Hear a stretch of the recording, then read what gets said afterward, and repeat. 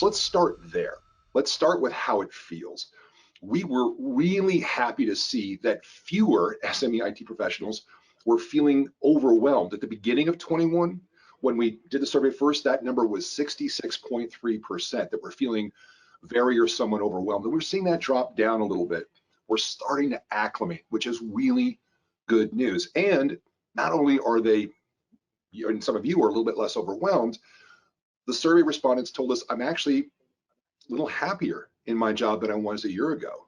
I mean, so it's really interesting that 40% are just as happy, or 42%, if you add up strongly agree and agree, are even happier. And there's a really good reason for that. SME IT professionals have put in so much hard work.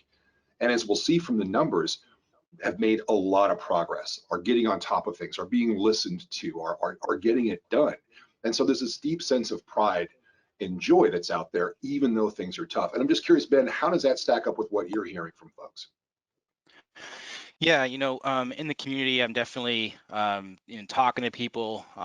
It seems that, as the year progressed, especially in 2021, people started to get in the swing of things, right? They started to get their second win, they started to get their rhythm and their tempo, and they started to feel more confident.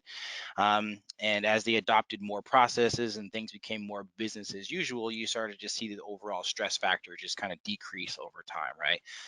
But I started to feel that as they started to learn more ways to address the current challenges that they were faced with the shift over, they became more excited and they felt more accomplished, right? And they were learning things. And so I think people just love challenges, especially I do, and overcoming them, and that's motivating. So I can see why people will be happier. And it's also no secret. Remember, the learning center of the brain is literally next door neighbors with the pleasure center of the brain. When you actually do learn and overcome, feels good. So this happiness makes sense. And that sense of confidence that you're talking about, Ben, actually impacts the next number we see, which is that more than 3 out of 4 say, I'm being listened to in my organization. I'm not just taking requests or responding to requests or taking orders. My decision makers, my organization are listening to what I recommend. We're becoming trusted advisors within SME. And that's huge because that respect empowers the IT professional to say, look, we know what the problem is. I know how to fix it. Let me go tackle it. And it empowers them to say, I know what the most important problem to solve is.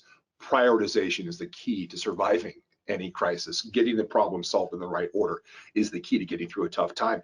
And it seems as though we're really seeing IT leaders get more authority, not just to cope with change, but when you have this kind of respect and this kind of authority within your organization, that's how you shift from coping with a new normal to actually creating one. But clearly, Ben, this is not like the end of the story and yay, it's all happily ever after. There's still a lot of work to be done.